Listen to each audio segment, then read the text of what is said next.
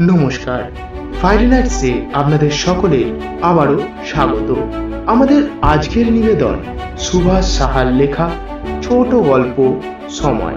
তাহলে চলুন শুরু করা যাক আমাদের আজকের নিবেদন। কর্পোরেট অফিস বস সৌমেন্দু সব কাজ শেষ করে যখন একটু আয়েশ করে বসে কফির কাপে স্বস্তির চুমুক দিচ্ছিল, ঠিক সেই সময় মোবাইলে রিমাইন্ডারে বেজে উঠল, টুডে ইজ আওয়ার অ্যানিভার্সারি। এই দেখেই সৌমেন্দু ভাবল, কি ভাগ্যি, আগেরবার রিমাইন্ডার দিয়েছিলাম, না হলে এবারেও। কফির কাপে চুমুক দিতে দিতে ফোনটা হাতে নিয়ে মাধুরীকে কল করে বলল, হ্যাপি অ্যানিভার্সারি ডিয়ার। ও প্রান্ত থেকে একটা ধীর গলা এলো। তাই, ধন্যবাদ। এবারে একটু থেমে আবার সৌমেন্দু বলল, আচ্ছা, কি নেবে বলো? ও প্রান্ত থেকে স্মিত হেসে মাধুরী বলল, পারবে দিতে?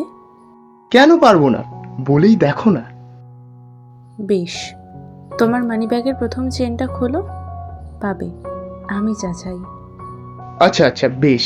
বলে সৌমেন্দু খুব তাড়াতাড়ি করে মানিব্যাগ খুলতেই একটি চিরকুট পেল।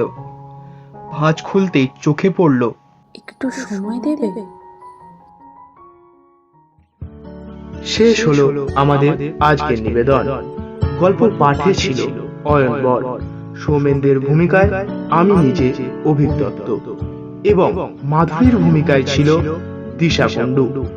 আবারও আপনাদের সঙ্গে দেখা হচ্ছে এরকমই কোনো আকর্ষণীয় গল্প নিয়ে। আজকের মতো নমস্কার।